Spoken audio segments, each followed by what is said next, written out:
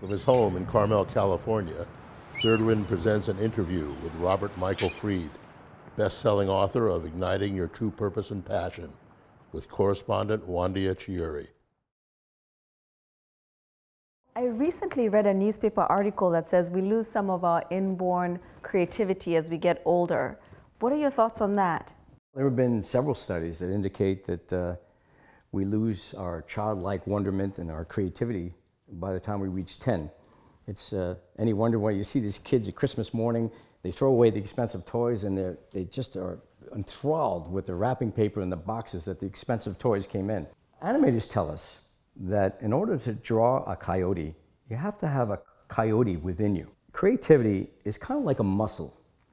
You either use it or you lose it.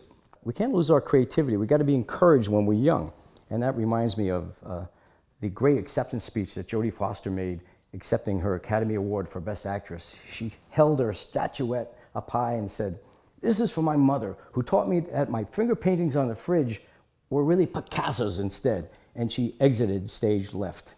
So we all have creativity within us, but we've got to get it outside. We've got to unleash it. So if you always wanted to be a writer, start pounding the keyboard. If you always wanted to paint, go out and buy some paint, easels, and brushes. Okay? We all have a masterpiece just lying within us, ready to be unleashed. What are we waiting for? So our personal creativity can show up in many, many ways, right? Yeah, we don't have to be an Academy Award winner or a best-selling author or win a Pulitzer Prize to be considered creative. I mean, as you mentioned, creativity comes in many forms, in many sizes and shapes. I mean, you can bake a deep dish, wonderful deep dish apple pie, and that's being a creative person. You can show a magnificent floral arrangement to make the room more beautiful. You can just rearrange your furniture to create more living space. So creativity comes in many forms. Sometimes I think people feel they need to do things perfectly each and every time before they attempt something. How do you feel about that? That's a great question. What would I do if I didn't have to do it perfectly? As an author, I can tell you, my book was never finished. I just ran into the deadline.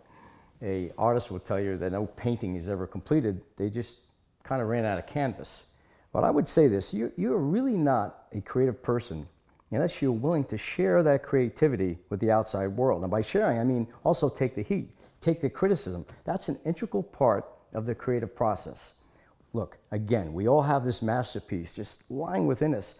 It needs to be reawakened and unleashed to the outside world without fear of failure.